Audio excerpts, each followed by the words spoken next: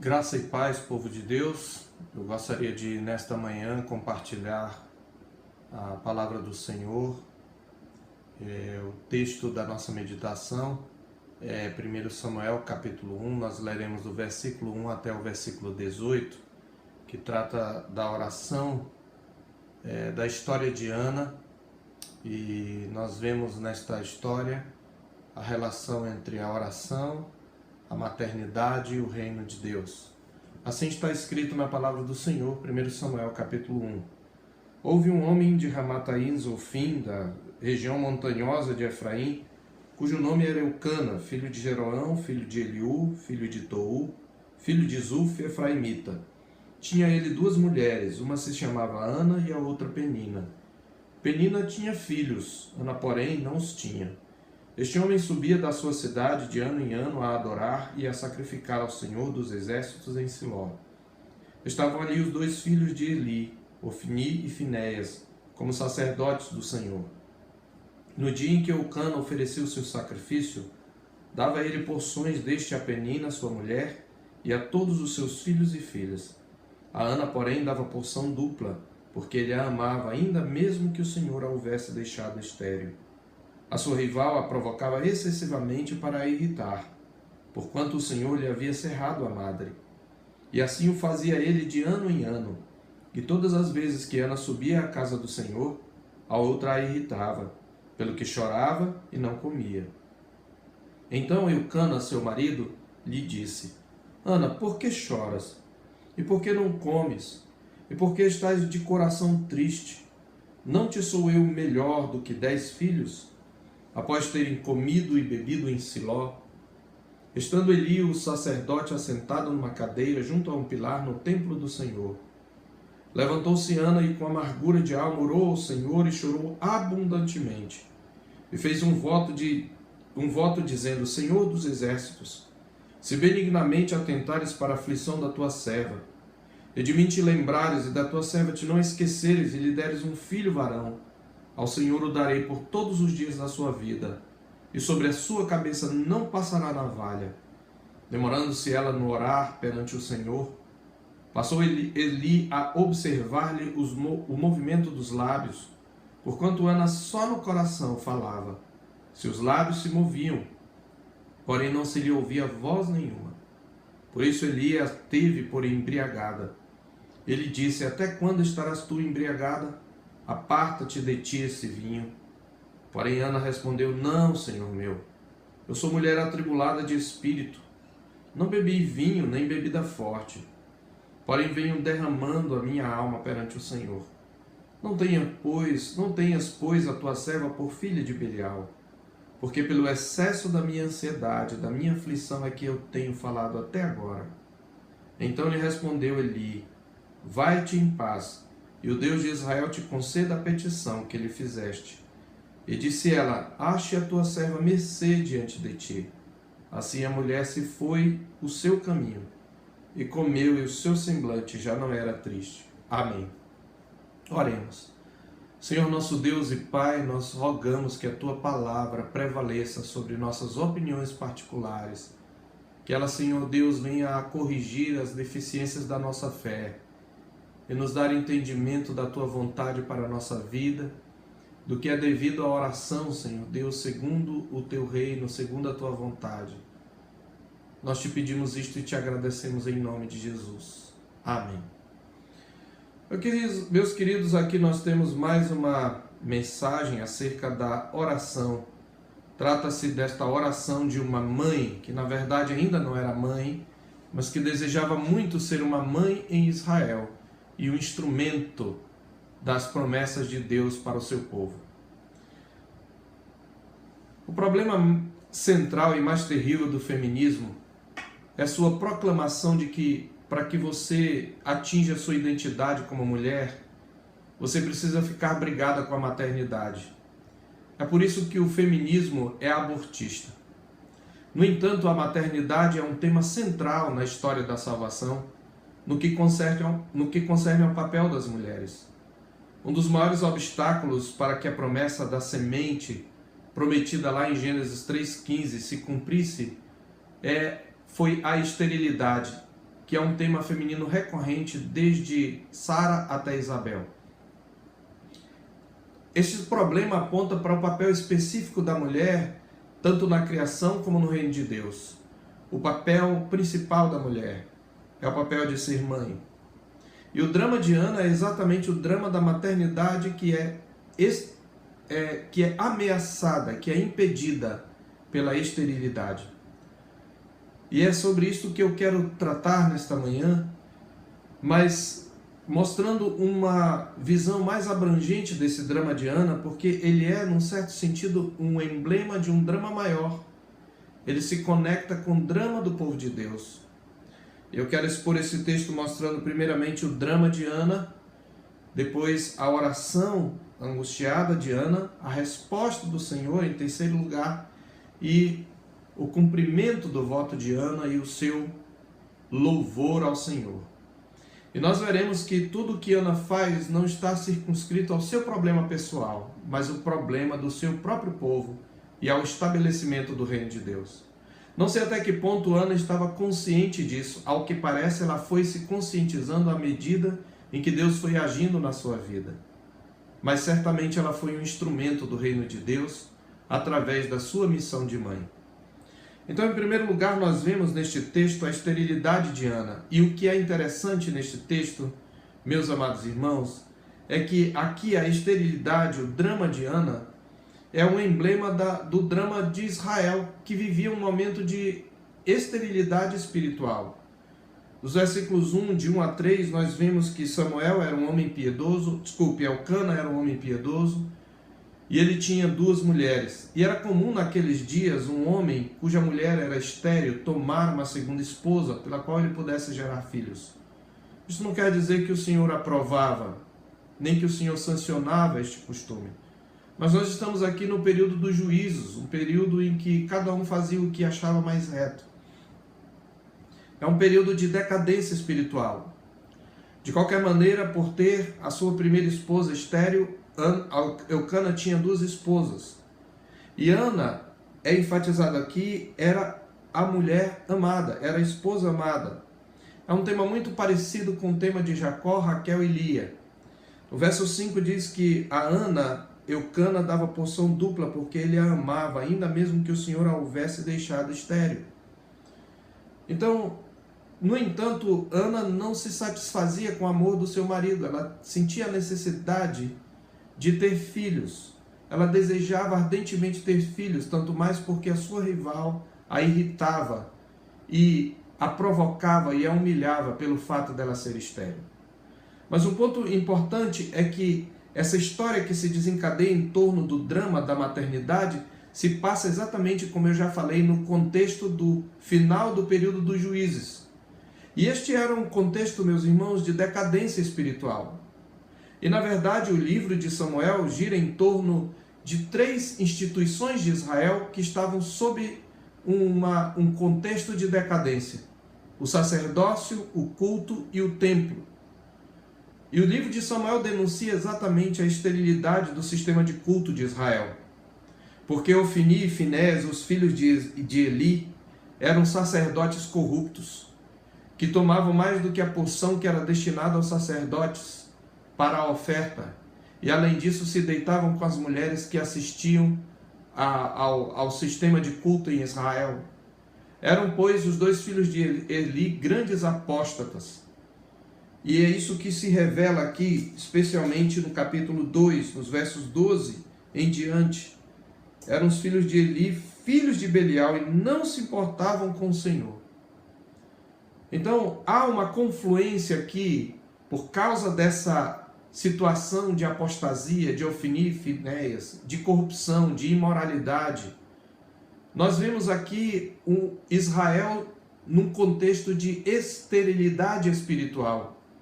O culto era um culto corrompido. O templo estava corrompido pela corrupção dos seus sacerdotes, pela passividade de Eli, que não repreendeu seus filhos. Então há uma confluência entre a esterilidade de Ana e a esterilidade de Israel como a esposa de Javé. Portanto, o drama pessoal de Ana, embora real, constitui-se um emblema do drama de Israel, a esposa estéril de Javé. Há um paralelo entre Ana e Israel. O drama de Ana, portanto, se confunde com o drama nacional. E qual é o drama de Ana? Mesmo sendo a esposa amada, ela é estéril. E ela é provocada pela sua rival. A posteridade de um homem estava ligada a ter filhos para perpetuar seu nome. E nesse contexto, a habilidade da esposa de conceber um filho era considerada uma maldição de Deus. O próprio texto de Deuteronômio, capítulo 7, versos 13 e 14, inclui entre as bênçãos que as mulheres seriam férteis e não estéreis. Por oposição, os filhos de Israel, portanto, consideravam a esterilidade um sinal da maldição de Deus. Todavia, apesar da esterilidade de Ana, isto não diminuiu o amor de Eucana por ela. Assim como a esterilidade de Israel não diminuía o amor de Deus por ele, pelo povo de Israel, e a sua fidelidade à sua aliança. Deus não abandonou a sua aliança, ainda que Israel, pela quebra da aliança, se tornara uma esposa estéril. E o amor de Eucana também é uma espécie de analogia ao amor, o amor dele como marido é uma analogia, é um emblema do amor de Javé por sua esposa estéril, Israel. Por isso Eucana deu a porção dobrada a Ana da oferta que ele comia diante do Senhor. Mas Penina, enciumada, isso está do verso 1 até o verso 3, daqui de 1 Samuel, até o verso 8, na verdade, desculpem, a Penina, enciumada, humilhava a sua rival porque não tinha filhos, e Ana ficava tão irritada que ela nem comia do sacrifício, pois parte do sacrifício era comido pelo próprio ofertante. E nenhuma das demonstrações de devoção de Eucana tinham qualquer efeito benéfico sobre a tristeza de Ana. Ele mesmo chega a dizer: Ana, por que tu choras? Ela não comia. No momento que era para ser de alegria, de culto, de celebração, a esterilidade a levava à angústia, e ela não comia. E Eucana então diz para ela: por que choras? Por que não comes? Por que estás de coração triste? Não te sou eu melhor do que 10 filhos? O que Ana faz é simplesmente recorrer ao Senhor. O amor de Eucana não tinha qualquer efeito positivo sobre Ana, apesar de possivelmente ela reconhecê-lo. O seu único recurso era derramar a alma angustiada perante Deus e esperar nas suas misericórdias. E é isso que ela faz na segunda parte do nosso texto, no verso 9. Após terem comido e bebido, e aqui há um contraste entre Eli e Ana, porque Eli está sentado junto ao pilar no templo do Senhor. Mais à frente é sentado que ele ouvirá que os exércitos do Senhor foram derrotados e a arca do Senhor foi tirada, foi roubada, foi saqueada. E é sentado que ele morre. Na verdade, ele cai para trás e morre mais à frente. Não neste texto, mas mais à frente. Eli parece que está sempre sentado. E há um contraste aqui, porque enquanto Eli está sentado diante da esterilidade de Israel, ao invés de clamar ao Senhor, ao invés de derramar sua alma ao Senhor como mediador do seu povo, Ana se levanta, diz que Eli está sentado, estando Eli sentado, no verso 9, no verso 10 diz que Ana se levanta e com amargura de alma ora ao Senhor e chora abundantemente e expõe a angústia da sua esterilidade diante do Senhor. E ela demonstra toda a sua angústia de alma e a transforma em oração. E esse voto que Ana faz é um voto muito interessante, porque embora ela queira demais um filho, ela sabe que esse filho pertence ao Senhor. A lei requeria que todo macho hebreu adulto aparecesse no tabernáculo do templo do Senhor em 3 festivais durante o ano, conforme Êxodo 23, de 14 a 17. E nesse período da história, o tabernáculo estava em Siló, mais ou menos 24 quilômetros ao norte de Ramá, cidade de Eucana, que era da classe sacerdotal. Embora fosse um efraimita de nascimento, ele era da tribo de Levi. E Eucana regularmente participava das festas com suas esposas, Ana e Penina. E é nesse momento que Ana então derrama a sua alma perante Deus em petição por um filho. Ana então faz um voto, ela diz com amargura de alma: Senhor dos exércitos, se benignamente atentares para a aflição da tua serva, e de mim te lembrares e da tua serva não te esqueceres, e lhe deres um filho varão, ao Senhor o darei por todos os dias da sua vida, e sobre a sua cabeça não passará navalha. Essa dedicação que ela faz do seu filho, caso ela tivesse um filho, é o compromisso do voto de nazireado, descrito em Números capítulo 6, de 1 a 8. O voto do nazireado poderia ser temporário, mas Ana está consagrando Samuel ao Senhor por toda a sua vida. Foi o mesmo voto que foi feito pelos pais de Sansão quando eles dedicaram ao Senhor sob circunstâncias bastante idênticas. Embora Sansão não tivesse a envergadura que viria a ter Samuel. Tão intensa foi a oração silenciosa de Ana que o sumo sacerdote Eli, que estava sentado próximo, notou o movimento dos lábios dela e a teve por embriagada. Mas quando ele sabe da aflição dela, ele então a abençoa, assegurando-lhe de que Deus responderia a sua oração. Na verdade, ele praticamente faz uma oração, dizendo: vai-te em paz e o Deus de Israel te conceda a petição que lhe fizeste. Porque quando ele a acusa de estar embriagada, ela diz: não, meu senhor, pelo contrário, eu não estou embriagada, eu não bebi vinho nem bebida forte. O que eu venho fazendo é derramando a minha alma perante o Senhor. Não tenhas a tua serva por filha de Belial. Aqui é uma outra ironia.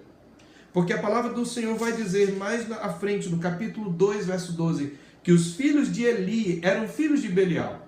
E ele repreende Ana, uma mulher piedosa, mas não repreende a seus filhos. Ele tem Ana por filha de Belial, quando ela na verdade é uma mulher de oração e faz o que ele devia fazer. Mas ele não repreende aos seus filhos, que sendo mediadores pactuais, eram filhos do maligno. E Ana então diz: olha, ache a tua serva mercê diante de ti. Mais à frente é o filho de Ana quem vai repreender Eli e que vai trazer um oráculo de maldição sobre os seus filhos e sobre Israel. Então é isto que está acontecendo aqui. Ana então derrama a sua alma perante o Senhor, e de tal maneira ela derrama, que diz a palavra de Deus, que diante da palavra de bênção de Eli, Ana vai-se para a sua casa, e ela come, e então o seu semblante já não era triste.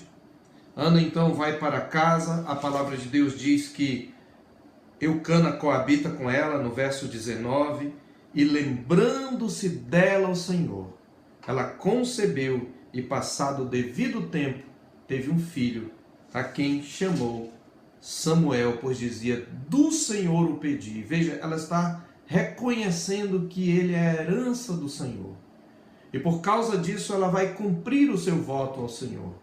Eucana se antecipa a ela e vai cumprir o seu voto.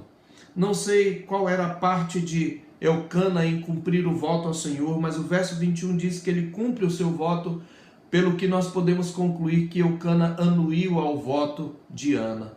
Porque, na verdade, quando uma mulher fazia um voto ao Senhor, e a lei de Moisés estipulava lá em Números 30 e 31, que quando uma mulher fazia um voto ao Senhor, se ela era casada e o seu marido não concordava, ela estava desobrigada do voto.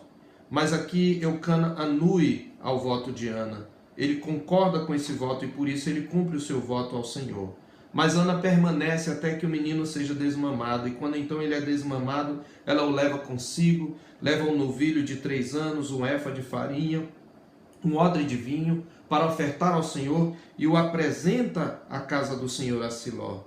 Ele ainda era muito criança, diz a palavra de Deus. Eles imolam um novilho, traz o menino a Eli, e ela diz: ah, meu Senhor, tão certo como tu vives, eu sou aquela mulher que aqui esteve orando ao Senhor. Por este menino orava eu, e o Senhor me concedeu a petição que eu lhe fizera, pelo que também o trago como devolvido ao Senhor por todos os dias que viver, pois do Senhor o pedi.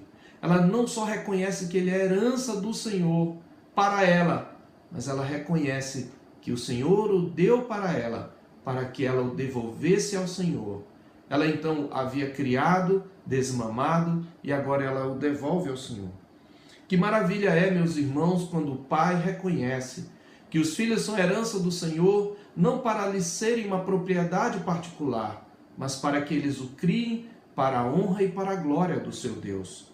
É isto que Ana compreende, e é por isso que ela então entrega Samuel para ser criado por Eli e ali servir o Senhor. Lembrando que Eucana era da classe sacerdotal, ainda que fosse efraimita, ele era da tribo de Levi. Então Samuel vai exercer esse papel sacerdotal e também o papel de juiz. Então nós temos aqui o cumprimento e esse desprendimento de Ana em reconhecer que do Senhor ela tinha pedido e para o Senhor ela deveria devolver. Nesse cumprimento do voto, meus queridos, nós temos mais um contraste irônico entre Ana e Eli, entre Samuel e os filhos de Eli. Veja, os filhos de Eli foram consagrados ao Senhor como sacerdotes. No entanto, o capítulo 2, verso 12 até o verso 17 mostra que eles exerciam o sacerdócio para si mesmos, tomando para si mais do que lhes era permitido, tomando das coisas consagradas ao Senhor para si. Além disso, eles se deitavam com as mulheres, diz o verso 22, que serviam à porta da tenda da congregação. Enquanto isso, nós temos Samuel, este menino consagrado ao Senhor, que vai crescendo diante do Senhor. A palavra de Deus diz no verso 18 que Samuel ministrava perante o Senhor, sendo ainda menino, vestido de uma estola sacerdotal de linho. A sua mãe lhe fazia uma túnica pequena e de ano em ano lhe a trazia quando com seu marido subia a oferecer o sacrifício anual. E diz a palavra do Senhor que Samuel crescia diante do Senhor, no verso 21. E logo no verso 22 mostra que os filhos de Eli, eles desagradavam ao Senhor e corrompiam as mulheres de Israel e o culto de Israel. Veja aqui que contraste. Mas Ana, pelo contrário, ela consagra o seu filho ao Senhor e o seu filho cresce diante do Senhor. Mas não só isso. Ana então louva ao Senhor celebrando a redenção. E no louvor de Ana ela fala mais do que algo que tem a ver com a sua vida. Ela fala algo que tem a ver com o seu povo. Ela diz: o meu coração se regozija no Senhor. A minha força está exaltada no Senhor. A minha boca se ri dos meus inimigos, porquanto me alegro na tua salvação. Ela celebra o caráter santo do Senhor. Não há santo como o Senhor, porque não há outro além de ti. E rocha não há nenhuma como nosso Deus. Ela então mostra que Deus quebrou o arco dos fortes e exaltou os humildes. Deus é aquele quem tira a vida e que a dá. É aquele que empobrece e que enriquece, que levanta o pobre do pó e desde montura exalta o necessitado. E, acima de tudo, é interessante que esse louvor assume o tom de uma profecia, porque no final, no verso 10, ele diz: os que contendem com o Senhor são quebrantados. Do céu troveja contra eles. O Senhor julga as extremidades da terra, dá força ao seu rei e exalta o poder do seu ungido. Deus é aquele que redime o seu povo, exaltando o poder do seu Messias. Esta é a palavra aqui. E esta é, meus irmãos, a primeira menção a um indivíduo como Messias. Portanto, esse louvor é uma profecia. Ela está de alguma maneira relacionando. Eu não sei até que ponto Ana estava consciente, mas é certo que ela esperava a promessa de Israel. É certo que ela conhecia a promessa de Deus desde Gênesis 3,15, porque o seu cântico tem todo o conteúdo de um salmo e conclui com essa celebração do poder do Messias, de modo que esse cântico é um cântico profético. Meus irmãos, eu quero concluir trazendo aqui algumas observações muito importantes para a nossa edificação. Primeiro, o que nós vemos aqui neste texto é que, como mulher piedosa, meus irmãos, Ana representa o Israel fiel, a quem o Senhor ama, e cuja oração o Senhor responde, em contraste com os apóstatas, representados aqui pelos filhos de Eli. Samuel, o filho de Ana, será aquele que, por meio de quem Deus restabelecerá a santidade e a piedade no sistema de culto de Israel. Mais do que isso, Samuel será aquele que ungirá o rei escolhido de Deus, que será Davi. De modo que Ana representa aqui o Israel fiel de Deus. Mas não só isso, em segundo lugar, nós vemos aqui que o Senhor usou a provação e a angústia de Ana para levar a cabo os seus propósitos redentores. Samuel se tornou o maior de todos os juízes de Israel e o precursor da monarquia messiânica. E o seu ministério foi o instrumento de uma grande reforma em Israel. Samuel foi um grande juiz e um grande homem de oração. Portanto, ele tem aqui o papel messiânico, mas ele era apenas o precursor daquele que haveria de vir, de Davi, do qual viria o Messias, que Ana celebra aqui no verso 10 do capítulo 2. Então eu quero trazer aqui algumas aplicações para a nossa vida. Primeiramente, nós vemos aqui, meus irmãos, que a história de Ana estava conectada com o estabelecimento do reino de Deus. A oração de Ana, o drama de Ana, não se resumia à história e ao drama dela, mas estava inerentemente ligado com o estabelecimento do reino e da monarquia davídica. Quando nós estudamos o livro de Samuel, nós verificamos que tanto o primeiro como o segundo livro tem o propósito de mostrar que a soberania de Deus está acima de todos os acontecimentos e das crises do seu povo, mas que essa soberania foi delegada à nação de Israel, especialmente através da sua linhagem de reis davídicos divinamente eleitos. Davi e sua dinastia, que aparecem aqui pela primeira vez no livro de Samuel, através da sua linhagem, ele iria demonstrar o que significa governar sob o poder e a direção de Deus. Também através da casa real de Davi, o seu principal filho, Jesus Cristo, afinal haveria de se encarnar. Cristo exerceu perfeitamente a realeza em sua própria vida e proveu em sua própria morte e ressurreição a base sobre a qual o povo fiel de Deus, o povo que crê, o povo eleito, pode reinar com ele e através dele. Em segundo lugar, a história de Ana também estava conectada com a história do seu povo. Não apenas com o estabelecimento do reino de Deus, mas com a história do seu povo. Ao orar, Ana reflete a condição do seu povo. Isto se expressa especialmente no seu louvor. Esta é uma perspectiva, meus irmãos, que não podemos nos esquecer quando nós oramos. Quando nós oramos pelos nossos problemas, quando nós oramos pelos nossos filhos, nós não estamos orando apenas por uma questão individual. Nós precisamos orar na perspectiva de que a nossa história faz parte da história do reino de Deus. De que nós estamos orando como membros do povo de Deus. E nós devemos orar então com essa perspectiva coletiva e com essa perspectiva redentiva. Mas em terceiro lugar, nós aprendemos que a história de Ana estava conectada também com a sua vocação, que era aqui em particular a vocação materna. Ana sabia que o seu papel na história da redenção tinha a ver com a maternidade. E como isto é precioso e como isto é importante aqui, especialmente para as mulheres. Você não veio a este mundo para ter uma carreira promissora, uma carreira de sucesso, mas acima de tudo por ser mãe. E mesmo que você, de alguma maneira, possa ser impedida pelo Senhor de ser uma mãe biológica, o seu sentimento maternal e a sua vocação maternal pode ser exercida, seja naqueles que são da sua família, seus sobrinhos, seja nos seus alunos, seja em pessoas, em crianças, em quem você vai exercitar o seu cuidado maternal. Mas isto é próprio da mulher. Então, minha querida irmã, especialmente para as mães, eu quero trazer esta aplicação. Quando você estiver orando, traga sempre à sua mente a verdade de que a questão sobre a qual você está orando nunca é somente sobre você, nunca é somente sobre os seus filhos. Tudo está envolvido. A história do povo de Deus está envolvida. A história da salvação está envolvida. Tudo está entrelaçado à sua vida. Se você é crente em Jesus Cristo, tudo está conectado.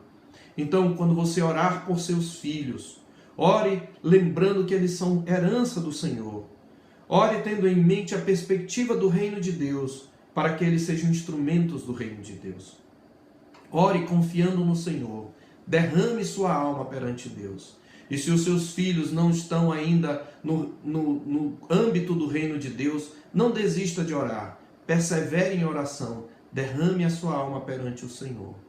É por isso que a nossa igreja tem o seu momento Ana, que é aquele momento quando as mães oram pelos filhos. E é muito interessante que essa maternidade se estende para todo o povo de Deus, não é verdade? Porque quando as mães oram, elas oram também por filhos adotivos.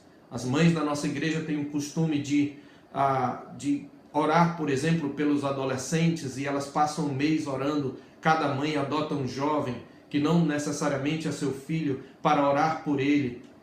Este é o exercício da maternidade em oração. Como é importante, minhas irmãs, que a vocação materna seja exercida na igreja, para que o reino de Deus continue sendo estabelecido na terra. Lembre-se que em nenhum outro momento a glória da maternidade se mostrou de maneira tão pujante quando um dia, vindo à plenitude do tempo, Deus enviou o seu Filho, nascido de mulher, nascido sob a lei, para resgatar os que estavam sob a lei, a fim de que recebêssemos a adoção de filhos. Foi por meio de uma mulher que veio o Salvador.